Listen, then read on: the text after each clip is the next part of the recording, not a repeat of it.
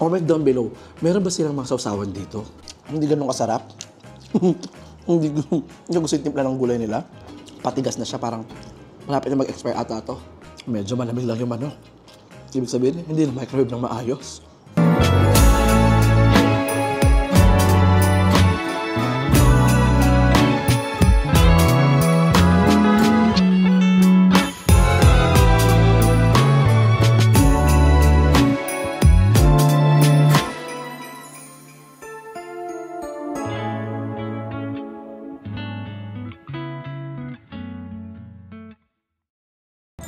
Hi Be, it's me Francis Canin. Welcome back to my channel. And Be, welcome to Malaysia.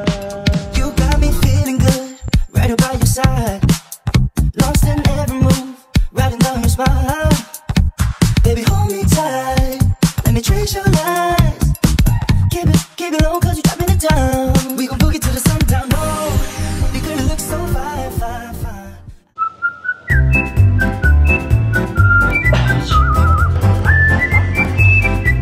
So, andito tayo ngayon guys sa loob ng kanilang 7-Eleven at bibili na tayo ng mga pagkain titikman natin mula dito sa kanila. Ito guys, mula sa kanilang mga yogurt. Meron silang mga yogurt and mga juice. Meron silang mga sausage and drinks and desserts. Para sa gitong soya milk is parang 5 ringgit. Meron silang moist cake dito tag 7.50. Pero ang pinakatitikman talaga natin dito, yung mga pangtapat nila sa giniling, omelette, at yun lang ata, di ba, ang laman ng 7-Eleven natin. So ito guys, meron silang mga sandwich, meron silang onigiri, o di ba, lakas maka-Japan. Meron sila neto guys sa mga nasi goreng belado, parang siyang fried rice. Ito naman, nasi goreng tulor, baka not so spicy. Ito naman, nasi ayam padkrapaw. Oh. Pero iba itsura niya dito, doon padkrapaw nung Thailand. Malamang, wala naman tayo sa Thailand, asa Malaysia tayo. Meron silang nasi ayam nyonya. Parang medyo maanghang to. Meron sila ditong nasi masam and manis. Oh. May nasi ayam and paprik. Oh. Meron din silang ganito guys, oh. Tom yum din, oden segera. Kaano kaya nito si Aisa? Pareho ba to? Pareho nga. So bibili tayo ng mga ganito. Titikman ko na lang to sa NST-an ko.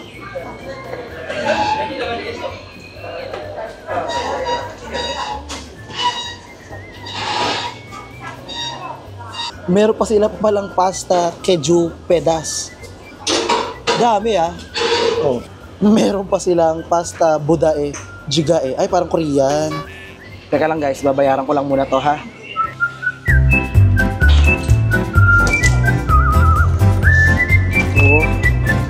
Kailangan hindi sila magkapare-pareho. Okay. Ang dami kong kakainin bukas Para tayo ng dessert. Meron sila ditong honey aloe vera. Aray. Okay, yun lang guys, itatry natin. Ayan. Bili na din tayo ng iba mga pagkain dito. Ito pa guys, ang dami pa pala nila pagkain dito na mukhang masasarap. Aray. Meron sila ditong kampong fried rice. Kasama na natin yan.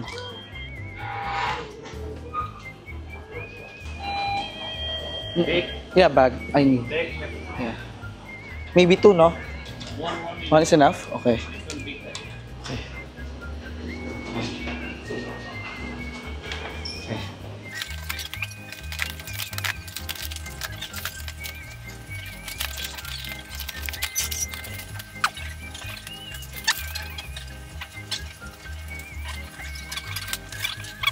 Naka 119 tayo guys. So ito na guys yung mga pinamili ko sa 7-Eleven kagabi. Ito na iba-ibang mga pagkain, ito yung mga drinks, ito na yung dessert, pati yung kanilang mga tuhog-tuhog. And bago natin sila tikman guys, iinitin ko muna sila isa-isa sa ating microwave bago natin titikman. Nakakaloka lang, sobrang dami na itong titikman natin guys. 1, 2, 3, 4, 5, 6, 7, 8, 9, 10, 11, 12, 13, 14, 15, 16, 17 yung totoo. Parang hindi lang to breakfast, lunch, dinner. Parang times 2. So, pili muna tayo ng mukhang pinakamasarap. Simulan natin dito sa nasi ayam. Nasi ayam, masam, and manis. I have so much food. Kakaloka, guys. And by the way, andito tayo sa kusina ng hostel na tinutuloy ako. Kaya merong signage dun sa gilid na please clean up after using. So, initin ko muna to. Okay. Yeah? Okay. I will make a video about eating it, everything. Yeah. Not everything. Tasting. Yeah. Yeah. A lot. Surprise. All right.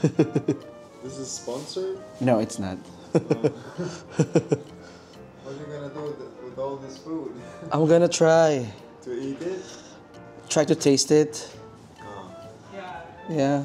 In the process of it, I'm gonna eat it. So, andito na guys yung mga pagkain na binili natin sa 7-Eleven. And kung makikita niyo, sobrang dami nito talaga. It took me mga 30 minutes para mainit ang lahat-lahat ng ito. So, hindi na tayo magpapaligoy-ligoy pa dahil marami to. Simulan na natin. So, magkakaalaman na tayo mga be kung may panlaban ba ang ating giniling at omelette. Okay. Meron pang isa. Tsaka sisig. Oh. Tara, tikman na natin to be. Ito yung kanilang ulam. Ayan siya. Tingnan nyo naman. So, dito sa inesdihan ko, wala silang tinidor. Chopstick lang. Kaya, ayan, chopstick tayo, guys.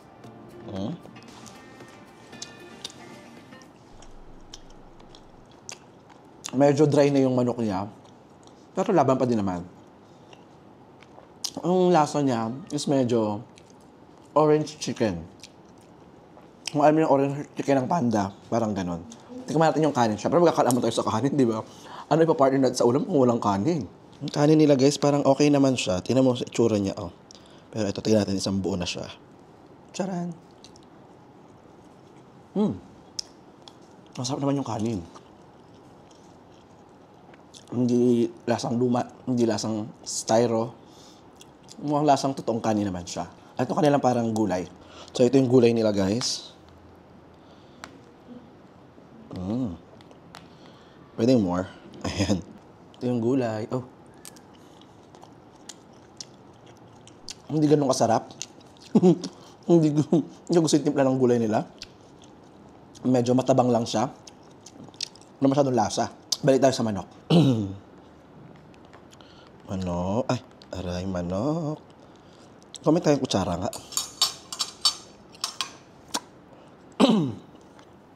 Ayan. Ay. Ayan. Siyempre, untian lang natin para hindi agad tayo mabusog. Baka mabusog tayo eh. Kain tayo, tara.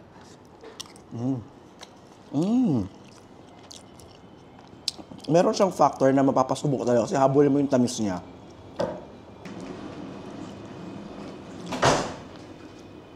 Ayan. Ayan. So, para dito guys, okay naman. Okay naman siya. Siguro mga out of 10, mga 6, ayan, okay siya. Or 7, ganyan.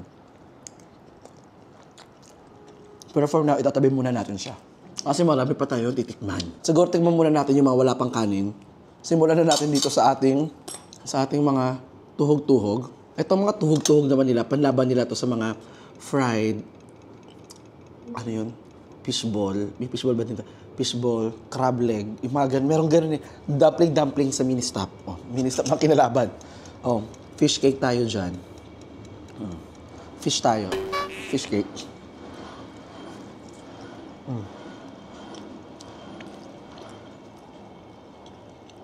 Medyo dry lang dahil syempre galing sa 7-Eleven. Pinito pa ito kahapon. Alam mo yung yung fish cake sa Korea? Pag gano'n na sana yung lasa, pero medyo makunat lang dahil siguro matagal na nga. Kagabi pa to eh. Wala kasing malapit dito 7-Eleven guys. So sabi ko, since hating gabi din naman na yun, sabi ko, bibili na ako ngayon para ngayong umaga. Titikman ko na sila. Ito naman, feeling ko chicken ball ata. Ito na may spice kineme root. Ayan. Kuha natin. Ito masarap. Saka mas malambot siya ha. In fairness. Yung fish kanina medyo makunat-kunat na eh. Ito malambot pa. Sarap. Ito namang isa. Siguro ito, yung fish cake mga 4. Ito mga 8 or 9. Sarap eh.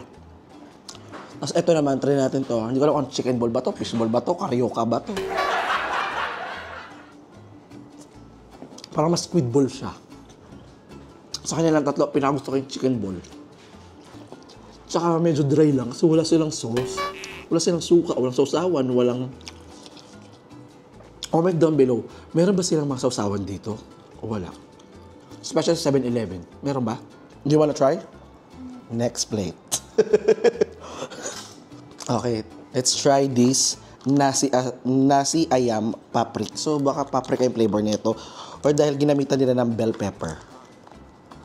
Isipin nyo guys, sa sobrang dami ng ininit ko kanina. Pati ulo ko malapit na uminit. Sabi ko, wag lang talaga yung ininit mo, tapos malamig pa yung loob. Yung totoo. Amuyin nyo guys. Tingin. Amuyin nyo. Parang medyo amoy basil siya. Taray. Basil. Parang basil Valdez. So ngayon, tikman na natin itong kanilang paprik.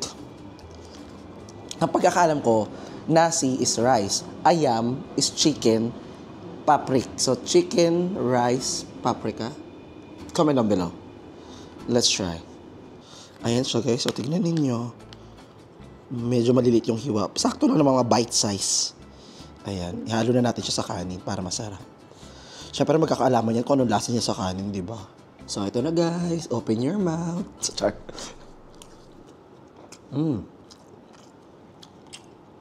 Lasa nga siyang parang siyang yung lasa ng pad krapaw ng Thailand, pero parang may dahil sa paprika or sa tomato sauce, hindi ko lang alam kung ganun niya. Pero ang strong nung lasa niya ng pagiging parang pad krapaw. Hindi yung pad krapaw ng USA ha. Malayo yung pad krapaw ng USA sa tunay na pad krapaw. Parang pad krapaw ng Thailand. Ang lasa ng basil masyado. Pero kumuha pa ng sabaw, di ba? Sabaw lang ulam na eh.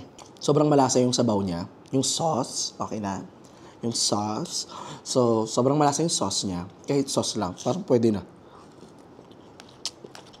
Tignan mo.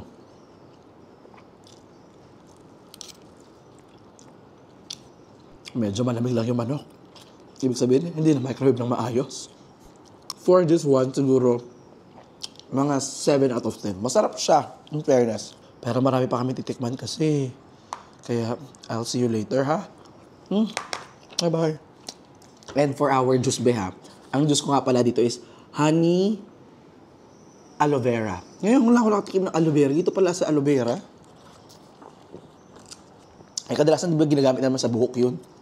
Pero ngayon, juice. Sarap. Ito naman guys, ito na yung tunay na pad krapaw. So, nasi ayam pad krapaw. So, chicken rice pad krapaw. Diba? So, ayan yung itsura niya. Ba't amoy siya? Amoy giniling. Yung giniling ng Pilipinas. Ganun yung amoy niya. Okay. Nakatikim naman ako ng pad krapaw nga sa Thailand. Ganyan. Ito siya guys. So, dahil pad krapaw siya, minced siya na maliliit lang. Ayan diba? So, kuha na tayo dito. Lagyan natin sa ating kanin. Siyempre, kuha tayo ulit. Tikman natin to kanilang nasi ayam pad krapaw. Ito tuloy pad krapaw nila. Mas lasang pad krapaw yung kanina kaysa dito. Ito mas may lasa ng star anise, yung ganun. Tapos medyo mas sweet siya. Ano ba? Tama. Sweet ba yung tamang term? Basta yung parang hindi sobrang strong. Kanina kasi medyo, yung parang, boom, gano'n. Ito parang chill, caramelized na pad krapaw. Parang gano'n. In fairness guys, masarap siya. Kahit may mga mince siyang chili sa loob. Hindi siya maanghang, manamis pa din siya para sa akin. Kung tayo.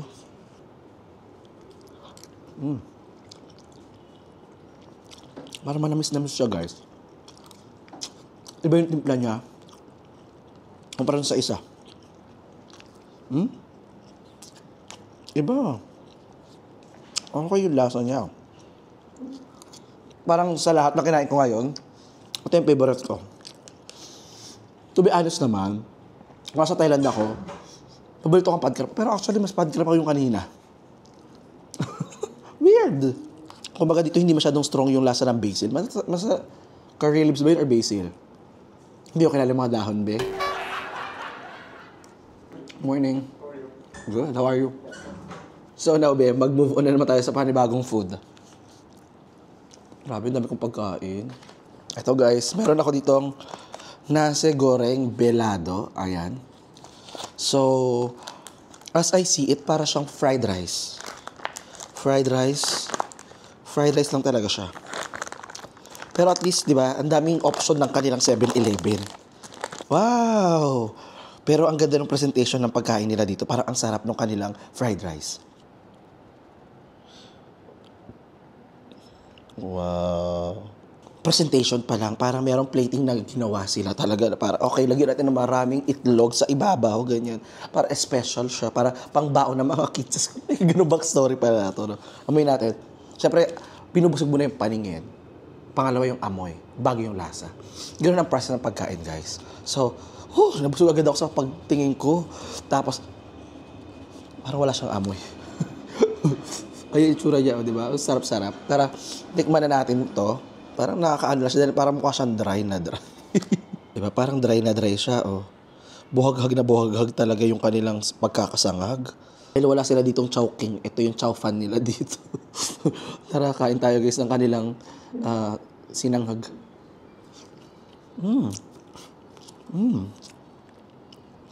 In fairness, it's giving me the fried rice na nakakain ko pag nasa India ako or nung nasa Nepal ako. Masarap siya. Though, yung kanin niya talaga, parang tinamaan ng El Nino, guys. Sobrang tuyot. Pero flavor-wise, may onti siyang spice na mayroon onting kick ng anghang. Masarap siya. Parang kahit ito lang, wala kang ulam, pwede na. Cheers. Nakakalahati na ba ako ng pagkain ko? Dahil ko pa nga kakainin, guys. Cheers, masarap talaga to. Fairness. Mga from 1 to 10, mga 9. Sarap na sana. Perfect na sana kung medyo malambot lang yung kanin kasi medyo dry na dry at medyo patigas na siya. Parang malapit na mag-expire ata to. Ito naman guys, ito very, talaga to, very Malaysian talaga to. Kampung fried rice. O, diba? Nasi goreng kampung. Tapos sa picture niya dito, ayan o, rice na may dilis. Tapos may mga pepino at saka sibuyas. Yun lang siya. Baka fried rice din siya, no? Ay, oo nga. Fried rice with, siya, dilis. O, diba? Another version siya ng tuyot na kanin. Ayun guys, so makikita nyo yung kanilang mga dilis-dilis. Ayan, oh, di ba? Dilis. May dilis, guys. Kuha tayo. Ayan. So, ito na guys yung dilis. Ayan, tignan nyo. Ay, tikman na natin siya.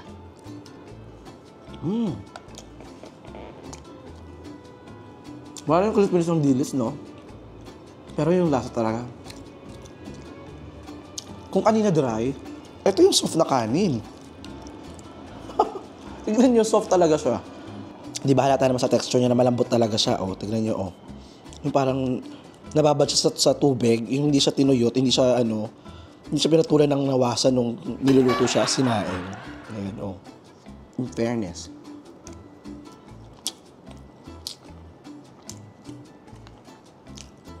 Siguro,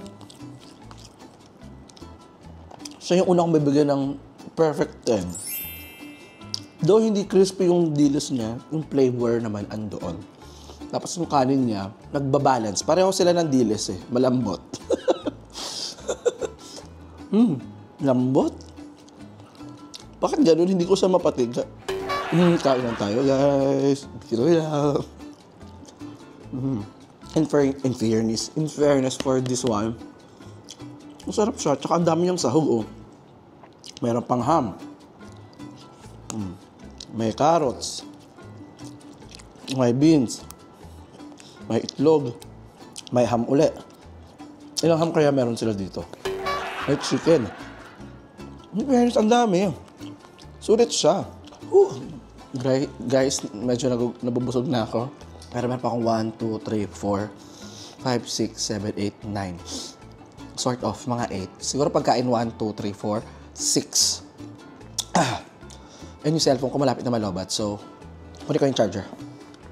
Okay. Now naman guys, subukan naman natin itong kanilang medyo sinisinok na ako, no? Nakikita nyo na ba yan? No? Na-stroke na kakakain, no? So, meron tayo ditong wonton shrimp. So, yung itsura naman niya, mukha siyang presentable naman, in fairness. Di ba, kung makita nyo yung wonton niya, may onting soup, parang soup. Ganon, soup. Pero ayan yung kanyang shrimp. And we can taste it. Okay, kunin natin. Aray. Ito yung kanyang wonton, guys.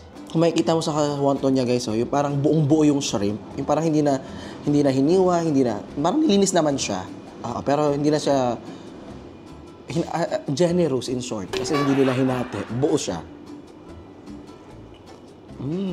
Super decent to as a wonton soup. Though nakakabili na kasi konti-unti ng soup niya, guys. Wonton! Wonton!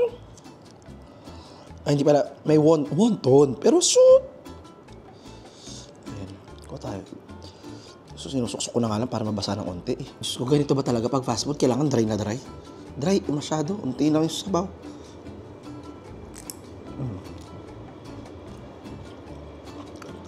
Pero flavor-wise, masarap. Mga pang 10 din to. 10. Bigyan natin 10 points. Ang sarap, guys. Diyos ko. Ano, labi? Painom muna tayo, ha?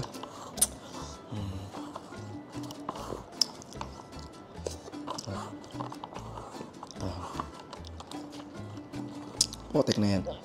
Wala ko nahihigop. Nabubusog na ako.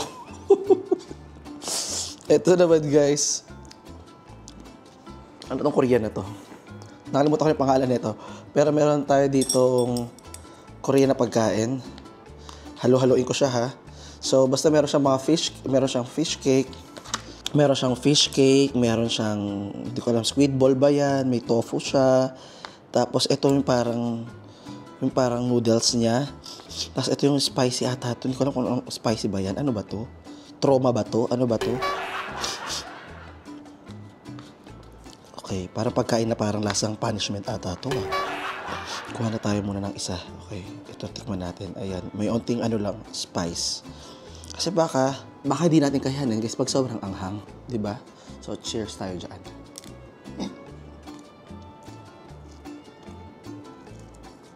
Lasang Thai. Lasang tom yum. Tom yum ba? Tom yum. Parang ang dry naman niya. Wala siyang kasabaw-sabaw. Gito ba talaga to? Di ba may sabaw to? The flavor is there. Yung sabaw wala. So, it's a no for me. Sorry.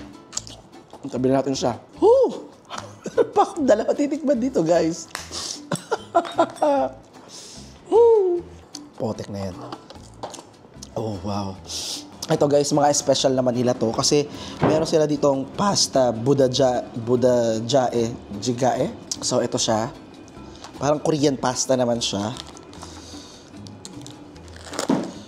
Dabog ka, girl. Bonjour. Good morning. May nagdadabog na. Pag galit, sabihin, huwag mong ibabagsak yung mga gamit. So, wow, this one looks delicious, babe. Yeah. Yeah. I am. Really? Yeah. Look. Ang sarap niya tignan dahil meron siyang melted cheese. Although yung pasta natin syempre parang hindi al dente, kundi dry na din, guys. Tuyo na din to, di ba? So, meron siyang cheese, meron siyang mushroom. Oh, di ba may kita mo yung sauce na ginamit? Ay, kimchi. Kimchi pala ito. Na may ham, tapos may sausage. So hindi ko alam na sa Malaysia tayo, pero pagka parang naging Korea agad tayo. Hindi ko alam na parang yung Korean spaghetti, ganito, parang may kimchi pala ang gamit. Anong lasa nito? Haluin muna natin. Tingnan nyo guys, ang weird. Kasi kimchi siya tapos cheese. Ano kaya lasa nito? Haluin na natin. Wow. Oh, wow. Let's try. Hindi ko alam kung may makukuha ako nito dahil mahirap. Hindi siya sumasama pag ganitong metal minsan. It's a little bit weird. Kasi hindi siya ako sanay sa ganun lasa ng pasta, no? Pero masarap siya. Kumbaga, meron siyang alat ng cheese, spice ng kimchi, and flavor ng meat. In fairness, masarap na itong jigai-jigai na to,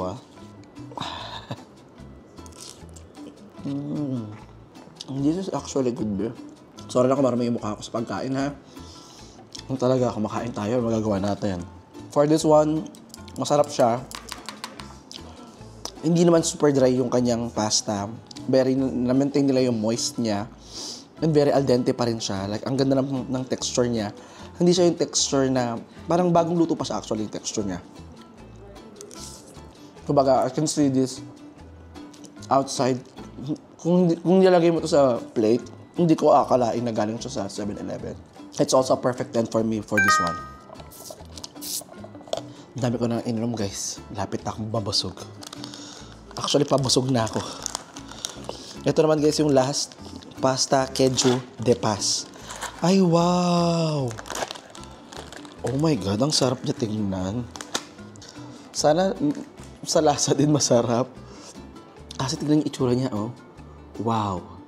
Meron siyang chicken, meron siyang cheese, meron siyang spices, meron siyang curry leaves, at saka, syempre, pasta.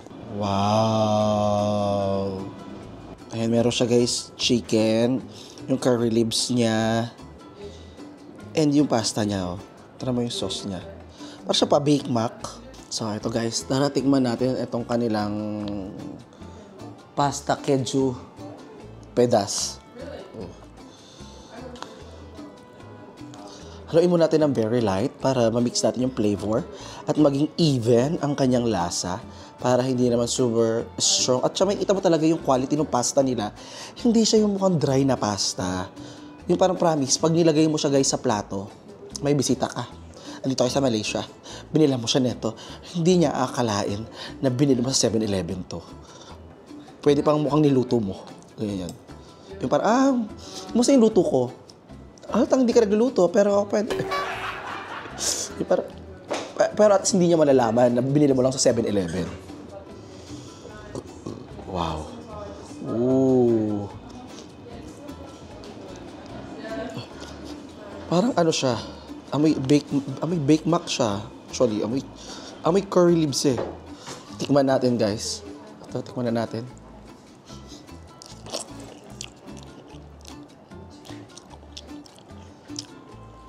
Masarap siya.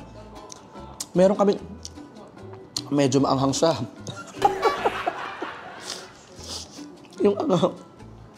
Meron kaming kapitbahay dati na nagluluto ng spaghetti, nagtitinda sa labas ng bahay. Yung spaghetti nilalagyan niya ng maraming bell pepper. Tapos ganito yung lasa. Medyo may onting spice yung anghang niya. Pero masarap. Ewan ko, pero it makes sense dun sa kanyang parang cheese and anghang. Sile. Sili-sili maanghang, tubig-tubig, walang malamig na tubig. So ito guys, yung chicken naman niya.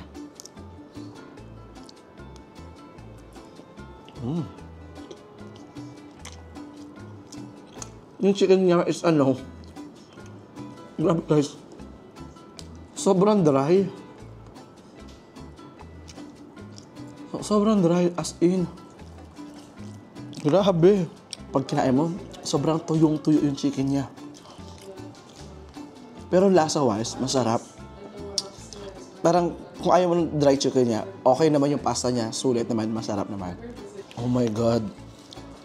Natapos ko rin tikman ang lahat. Andito na tayo guys sa dessert ngayon. Woo, finally. Hugasan ko lang yung kutsara. So ito na guys yung ating mga dessert ngayon. Meron tayo ditong caramel pudding at meron din tayong choco cheese chocolate cake. Siyempre, kailangan ng ating dessert. At saka meron din ako dito kanilang original chocolate flavored milk. At saka, sa Malaysia tayo. Kaya meron tayong Teh Tarik milk tea. Ayan. So ito guys, taratikman natin. Parang super light lang siya, no?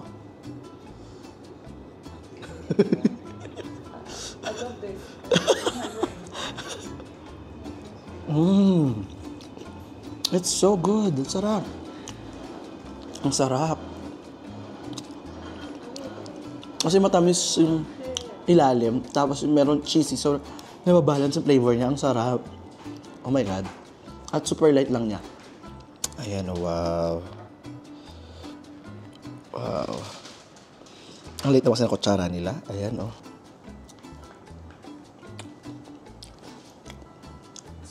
It's good. So, ito naman guys, yung panlaban nila sa ating leche plan, yung kanilang caramel pudding. Tignan natin. Wow. Sobrang lambot naman ito, guys. Ayan, oh. Ayan siya. So, kuha tayo nung caramel. Caramel ba niya yan? Arnibal ba yan? Ano kaya yan? Na sobrang lambot niya, guys. Para na siyang taho.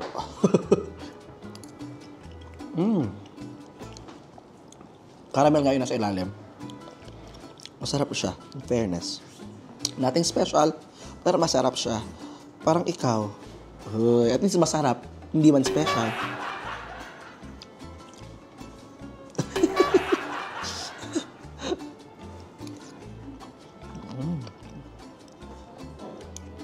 Honestly guys, I'm so happy kasi kahit papaano, hindi ko man na naubos lahat. At least natikman ko lahat. Kasi may takot ako na parang halfway baka mabusog agad ako. Iba pa naman guys, pag nagbablog ka, nagdadaldal ka, mas mabilis ka mabubusog eh. Tingnan naman natin ito kanilang mga milk, ay kanilang mga drink.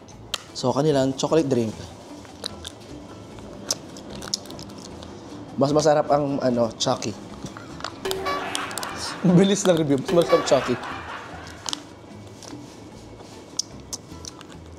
Pwede, masarap. Tetarik, lasang tetarik talaga. Ayan guys, kung nag-enjoy kayo guys, let me know, comment down below. Kung nagustuhan nyo to guys, don't forget to like, share, at syempre mag-subscribe kayo sa aking channel dahil nag-upload ako ng video almost every day and all the way from Malaysia. Yeah, see you next time, babe. Bye-bye!